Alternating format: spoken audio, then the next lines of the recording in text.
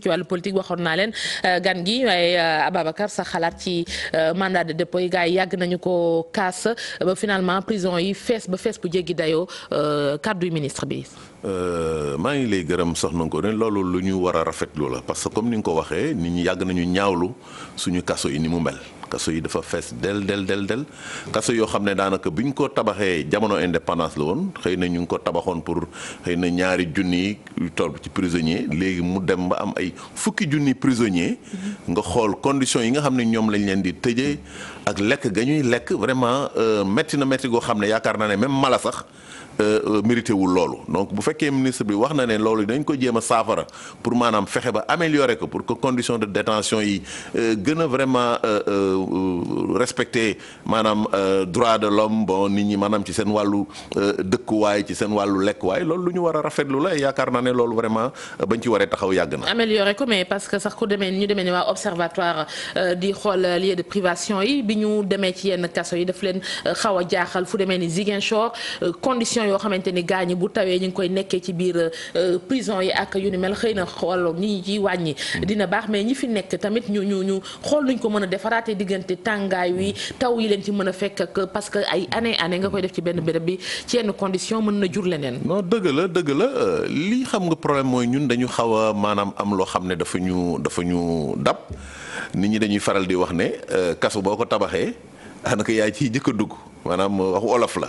moo tax yaakaar na depuis bi ñu amee indépendance léegi boo seetee tabaxuñu ay kaso yu bees yi fi nekkoon rek moo fi nekk te comme ni nga ko waxee yooyu am na dégradé wu na maanaam muy mur yeeg peinture yeeg toiture yi xam nga loolu bu ñu la nee nit koo xam ne yoon daf ko teg loxo parce que doomu aadama la malgré tout dafa war a am dignité am ak yooyu xëy na à un certain moment juum na ñu di ko teg ci yoon mais waruñu ko denc vraiment ci ay conditions yoo xam ne mala sax doo ko ci denc maanaam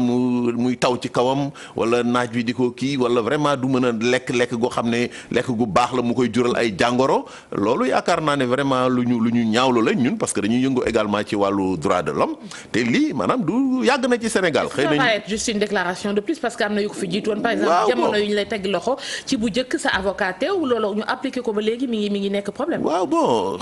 jàpp ba ne peut-être déclaration de plus la parce que ministre bi ko wax ni Ismaïla Madior Fall xam nañ ko yaakaar nañ ne xëy na peut-être am na volonté wu changer mbir mi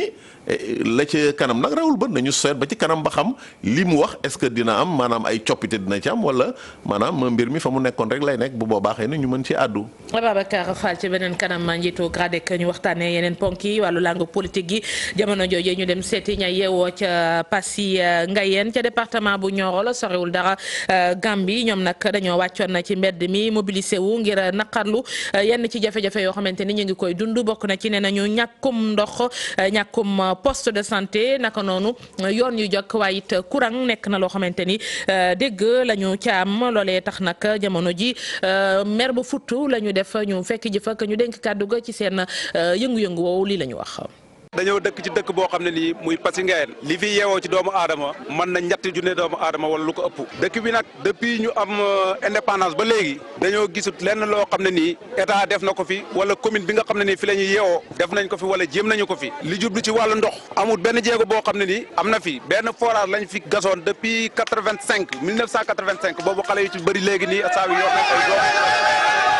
forage boobu biñ ko gasee ba mu pare dañ ko fa kas romb ko fa dem seen yoon ñi gis na léegi commune bi année yi passé diggante daaw ak daaw jéeg am nañ fi beneen forage boo xam ne moo nekk ñaareelu forage su commune Ngayeen Sabax forage bi dañ koy jël yóbbu ko Jama Thioy te pourtant forage bi moo nekkoon deuxième forage su commune Ngayeen léegi nag lan moo tax ñu yóbbu ko foofu moom lañ bëgg ñu leeralal ñu ko ñaareel ba parce que Ngayeen nekk na dëkk boo xam ne ni dafa enclavé wu dafa ruqe ba ëpp kenn mënu fay dem wala dem fa métti na yéen ñi nga xam ne yéenay journaliste yi li ngeen daj ci yoon bi xam ngeen ko gis ngeen bi ngeen di ñëw fi ngeen jaar dem na ba seen oto yi di xoosoog yooyu noonu yàgg ngeen ci yoon bi trop loolu yëpp li ko waral ruqe buy ruqe te jàppale wuñu ci côté yoon li jëm ci wàllu santé amuñu poste de santé benn case de santé bi fa nekkoon gis ngeen ko diw bu ni diwoo góom sax amu fa ba donc loolu ñu ngi koy jooytu dañuy lancer appel monsieur le président de la république son excellence monsieur Macky Sall li nga xam ne nii mooy suñu njàmbat mooy sonn nañ taay nañ lottu nañu damm nañu dee nañu li ñu bëgg mooy lépp loo xam ne nii suñu njàmbat la ñi ñëw saafara ko ci ni mu gën a gaawee wa illaa 2019 bi di ñëw amul benn politicien boo xam ne nii permettre nañ la nga taxaw. Passy Ngayène wane ni mënatul wéyal conditions yi nga xamante ni moom la ñuy dundee foofee ñu bëgg nag ñi moom ñu yeesal moderniser daara bu Medina Gounass Khalif Ba addu ci bëgg daal béréb ba na mu mel ñu bañ caa indi yenn coppite yi rawatina configuration site bi terewul nag yoon yeeg yu ni mel foofee war nañ ko mën a xoolaat ngir gën a yombal dem bi ak dikk bi àggee na ko Abdoulaye Daouda Diallo la ñu ci àndal Abdoulaye Daouda Diallo jawriñ ji ñu dénk wàllu infrastructure mu indi ci ay leeral gannaaw kàddu yoo nga xamante ni Khalif Ba wax na ko. fan yëpp fi nga xam ni moom mooy fan yëpp Kolda da doon yëngu ci rythme journée mutualité en santé yi fi membre mutuelle de la santé des agents de l'État amal la ci fànn wergu yaram bi ñuy yëngoo dañoo fas yéene taxawal fi ci Casamance ab centre médico-social bi ñu jagleel askanu diwaan bi yëpp. Vous savez, dans notre pays, il y a des gens qui ne travaillent pas. xam ngeen ne am na ñu bëri ci biir askan wi amuñuy xëy bi leen di tax a fayeeku weer wu ne ngir jàppale ñooñu nag ba seen wàllu wergu yaram daal di yomb ci ñoom dañoo teral ab politique d'investissement loolu ñu tax a ubbi ay cabinet dentaire yu bëri ci biir réew mi noonu la ñu gis ne UFR bu santé daa am yéene bu baax pour diwaanu Casamance moo ñu tax a lëkkaloo ak ñoom ngir taxawal fii ci Casamance ab centre médico-social bi nga xam ne doomu Casamance yëpp lay amal njëriñ. Avec nous pour l'ouverture d'un grand centre médico-social à Ziguinchor qui sera compétent sur l'ensemble de la région.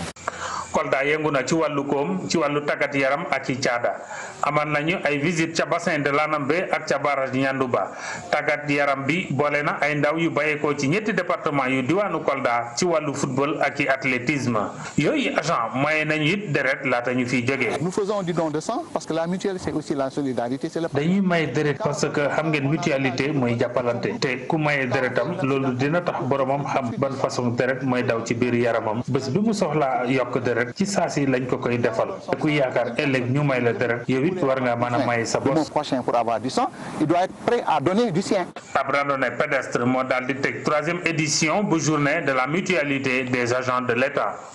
agent de l'État yi doon taxawal kon seen mutuelle fële ca Ziguinchor dellusiwaat ca kon niñ ko waxee daara bu Medina Gounass ak ni ñu bëggee ñu yeesal ko Khalif Ba Thierno Amadou Tidiane Ba ni na mu configuré woo moom nañ ko bàyyi noonu yoon yeeg yu ci ndes nag mën nañ koo defar mu àggee ko Abdoulaye Daouda Diallo jëriñ ju ñu dénk wàllu infrastructure Moussa Omar Gaye fi nga xam ni moom mooy njomboxtali nekk diggu daaka bi foofu nga xam ni fa la jumaa ji nekk fa la ñuy jullee kàngam yi di fay toog nekk na benn bërëb boo xam ni ki nga xam ni moom mooy xalif général bu Medina Gounass di Thierno Amadou Tidiane Ba bëggul daal ñu indi ci ay coppite loolu nag mu nekk bëgg-bëggam ci bis bi nga xam ni jëwriñ bi ñu dénk wàllu infrastructure di Abdoulaye Daouda Diallo dikkoon na ngir xamal que ni dikk nañu daal ngir doxal li nga xam ne digge woon nañ ko ngir yeesalaat dëkk bi nga xam ni moom mooy Medina Gounass ak site bi ñuy wax Dakar. bii fii mooy këru Dakar bi kàngam yu mag ci biir Dakar bi yëpp fii lañu installé lu ma 40 Dakar nekk nañ fii Dakar bu ci nekk am na ay nit yu bëri nee na moom kam xelam la mu xalaatoon nee na jërë ngeen jëf baax na te itam rafet na te mën naa nekk tam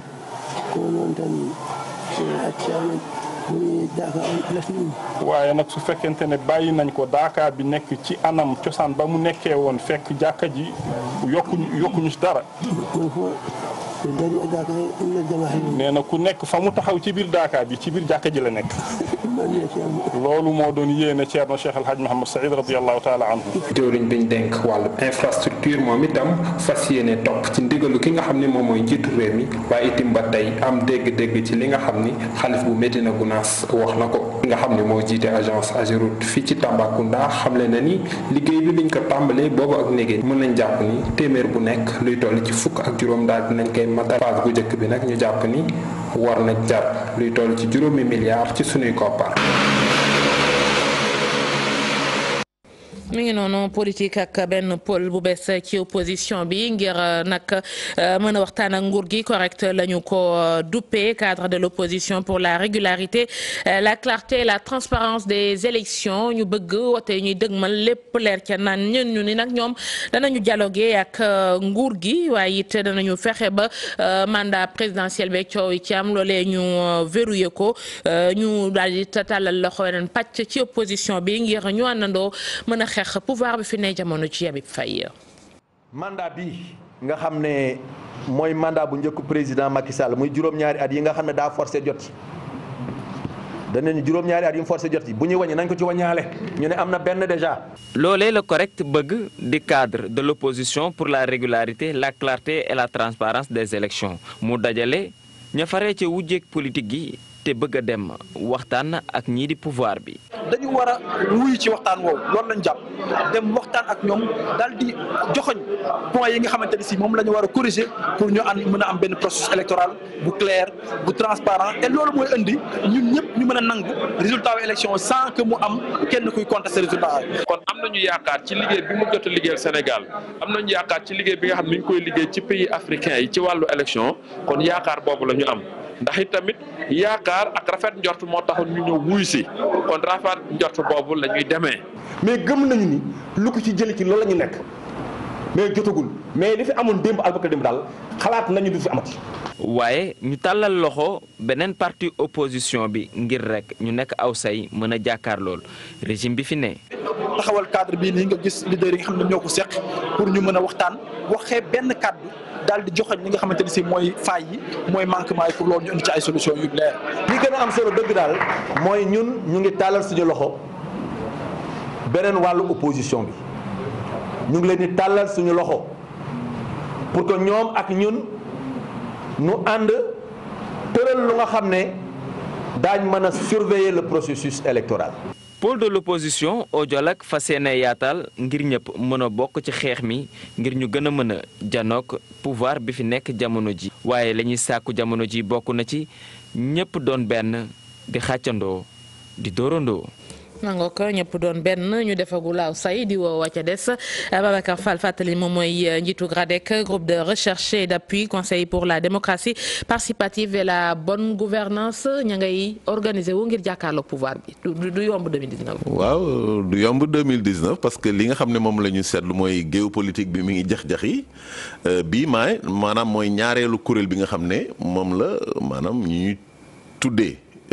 parti yu nekk ci kuje gi taxawal.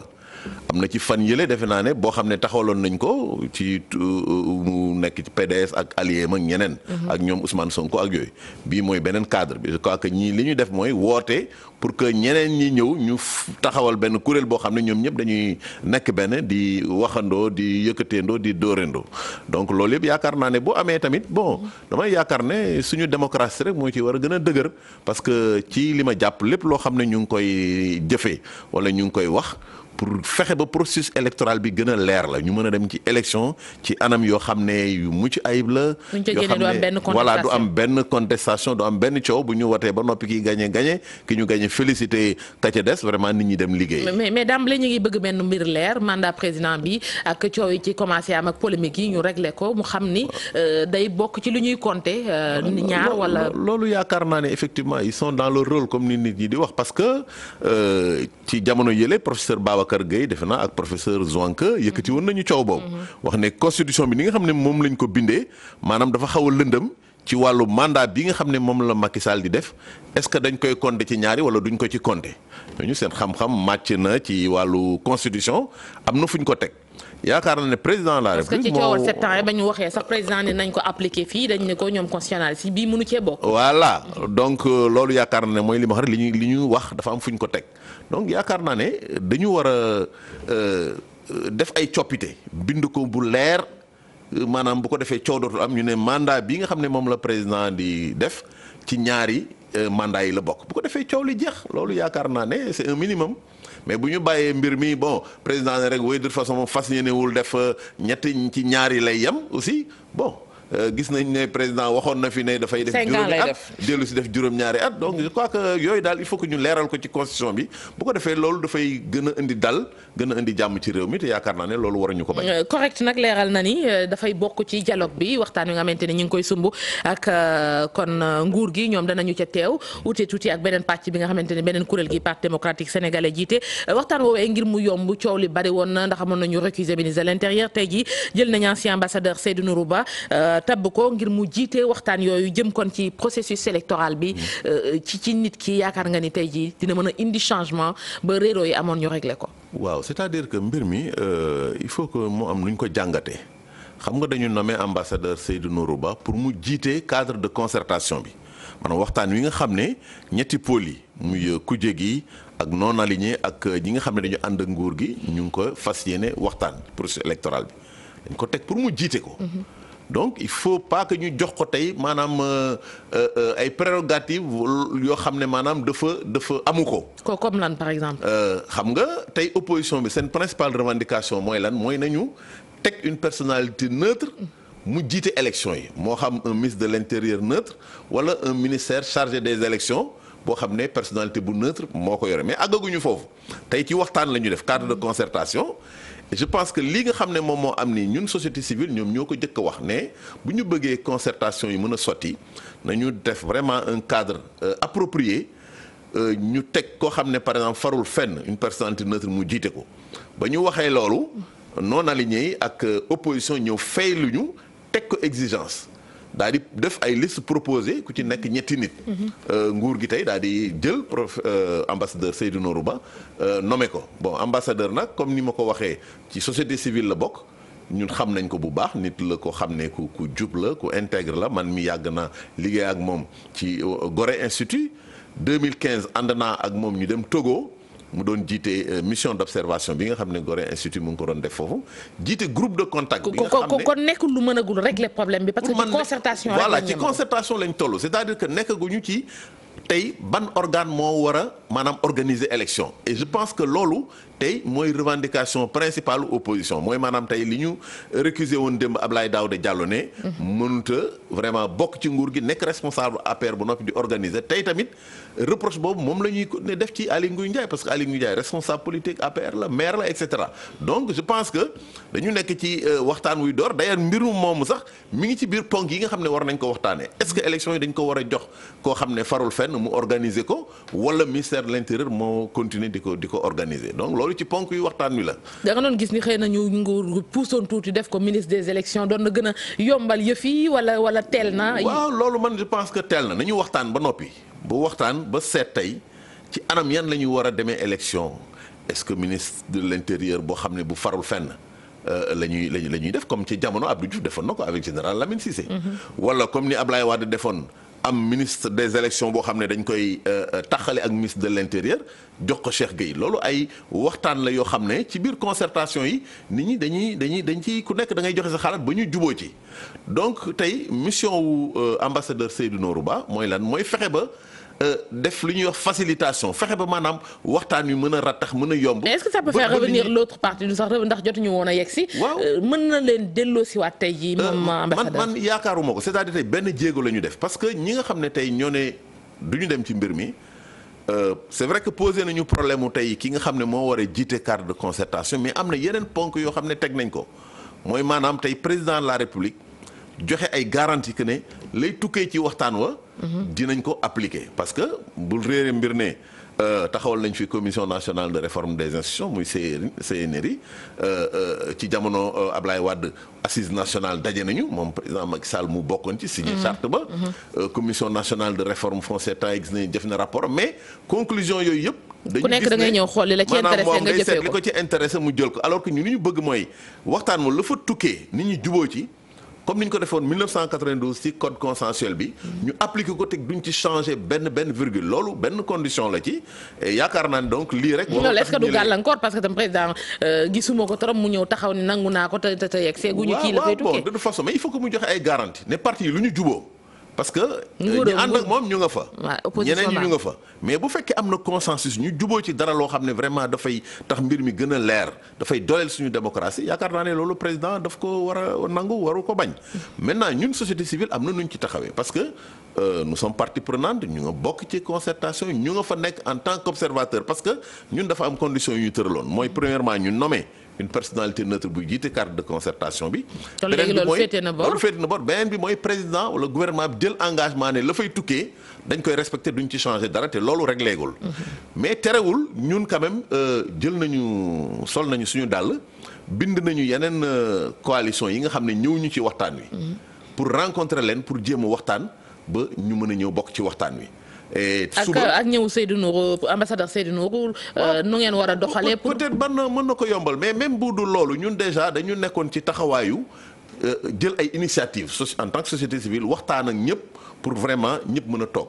ñu mën a séq mbir mi. ci kaw loolu suba war nañu ñu daje coalition Manko Taxawu Sénégal xëy na ci ay fan yi dinañu tax jàkkaarloo dinañu rencontrer aussi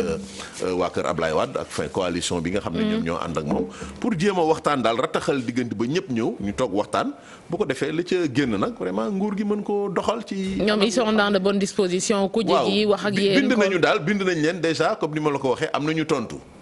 ñi nga xam ne ñooy coalition bi ëmb waa kër Khalifa Sall ñoom Idrissa Seck ak ñoom Gakou ak ñoom Cheikh Bamba Dièye ñooñu àddu nañu ba ñooñu normalement war nañu leen rencontrer ëllëg. maanaam dañu taxawal benn kuréel boo xam ne ñaari kuréelu société civile yi nga xam ne mooy COSC ñoo collectif des organisations de la société pour les élections ak pacte plateforme pour la transparence donc des élections dañu boole seen doole lëkkaloo seen doole def ay initiative pour dajee ak donc acteurs yi pour waxtaan ak ñoom. ci wàllu nguur gi ñoom li mu leen di jiñ mooy li tax xëy na teewuñu ci rencontre bi mooy li ñu bëgg a jiital beneen pôle bi mbiri Khalifa na génn ci kaso bi ñeneen mbiri Karim soxal leen mbiri Khalifa tey ji ak jamono ji ñu jëmee ci procès yaakaar nga ne dana yombal yëf yi tamit. non du yombal yëf yi c'est-à-dire man ci ni ma déggee mbir mi maanaam du loolu la ñu teg comme exigence. li ma gis vraiment mooy maanaam récuser nañu ministre de l'intérieur bëgg nañu cadre de concertation bi niñ ko xam ne farul fenn jiite ko ak la nga xam ne moom mooy la fa tukkee vraiment ñu mën ko appliquer pour que 2019 bi nga xam ne mi ngi dëgmal. anam yéen cay demee mu leer loolu je crois que moom mooy problème yi maintenant nag xëy na la ñàkkul. am na nu mu impacté mbir mi parce que tey doo ñu jàpp sa xëy na leader ne ko ràpp tëj ko ci kaso yi ne la kaay ñu waxtaan ngay ñu waxtaan mais yaakaar naa ne yooyu yëpp fi mbir mi toll nii lu doon li gën a déterminant war nañ ko mën a déplacer mais en tout état de cause jàpp naa ne fii nit ñi toll réew mi dafa soxla jàmm dafa soxla dal te jàpp naa ne président de la république mi nga xam mooy la clé de voûte des institutions moo war a maanaam poser ay actes wane ne vraiment quand même bëgg na apaiser situation politique bi maanaam dal am parce que bu fekkee ne dal amul yaakaar naa ne waxtaan wu sincère du mën a am ba jubóo di. ci wàllu dernière question Babacar waxtu wi li ci des bareetul dans quelques jours 2018 bu ñu ci duggee maanaam daal dañuy jàkkaarloo sax ak élection présidentielle yi foog tam gaa ñi baral loxo parce que y a énormément de choses à régler. absolument waaw loolu moom li nga wax dëgg la soxna Ngoné léegi ñu dugg ci 2018 bu ñu ci duggee déjà mois de février war nañu tàmbaliwaat. bindu nit ñi ci liste électorale yi ñi nga xam ne ñu ngi door am fukki at ak juróom-ñett et cetera ak yooyu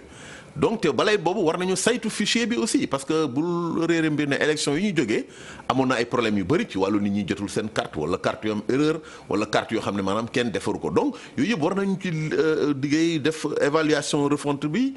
def audit fichier électoral bi maanaam ba loolu yëpp leer ba nga xam ne bu ñuy tàmbali processus électoral bi 2018 vraiment mu am xëy na ay jéego yu bëri yoo xam ne def nañ ko ci wàllu maanaam leeral mbir mi donc ni nga ko waxee mbir mi war nañ cee gaaw vraiment baral loxo yi pour que vraiment jubóo mën a am le plus rapidement possible parce que loolu moo ñuy mën a dimbali ñu mën a dem ci ay élections yoo xam ne vraiment yu dal yu leer vraiment te dina saxal jàmm ci réew mi. gërëm la bu baax Babacar Fall groupe de recherche et d'appui conseil pour la démocratie participative et la bonne gouvernance moom mooy secrétaire général bi jaajëfal ko ci disponibilité bi ak xam-xam bi moo ñu doon gunge ci xibaaru digg bëccëg bi jërëjëf. Merci bien. député